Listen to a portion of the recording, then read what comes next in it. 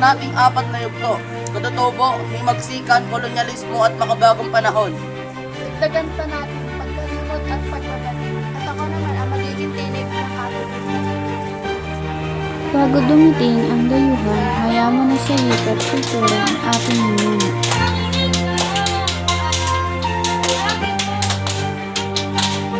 Tandaan niyo, bawat kwento ay awit, bawat salita ay saya.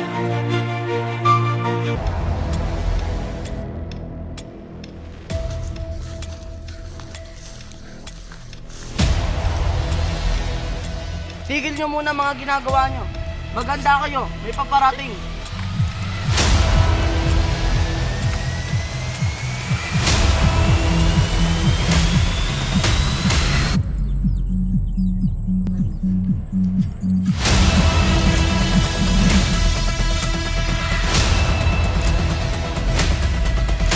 Pinilit nila ang kanilang wika.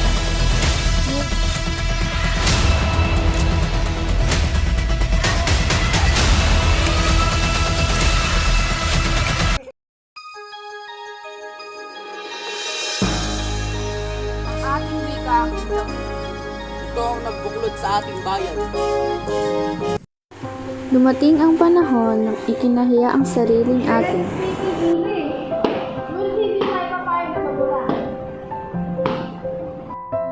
Nakakalimot na ang bayan sa ugat ng sarili. Bro, I need you later.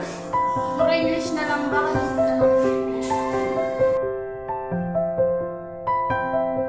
Hindi tayo isa sa anyo, ngunit iisa tayo sa diwa at iisa sa wika.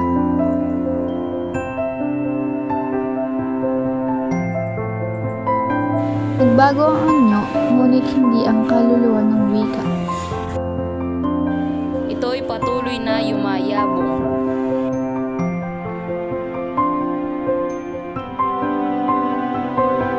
Paglalaban namin ang ating wika sa ating pagmamalaki ito. Ipapapasa namin ito sa henerasyon.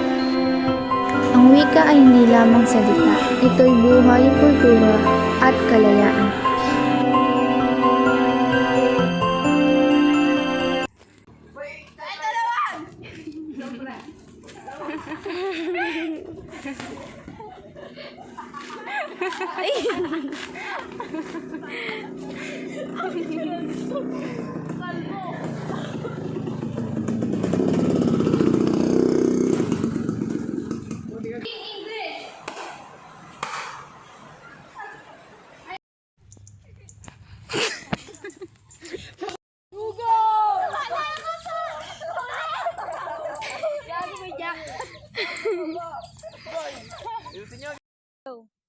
Hindi tayo isa sa anyo.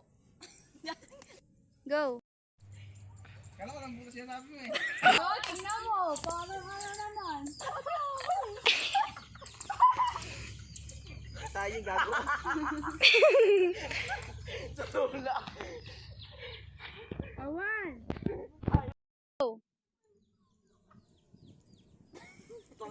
One, two, three, go! Ang ating wika ang ilaw sa dilim.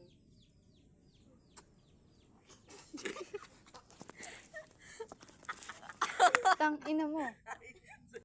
Go! Gawin nating apat na yugto. Magkakakuha ulo mo. Basta nakasakay ka na dyan. Matibay eh. Try mo lang. Daw sa may hagdan o ano? Ito dito sa may hagdan. Bob. Dito sa may merong hagdan.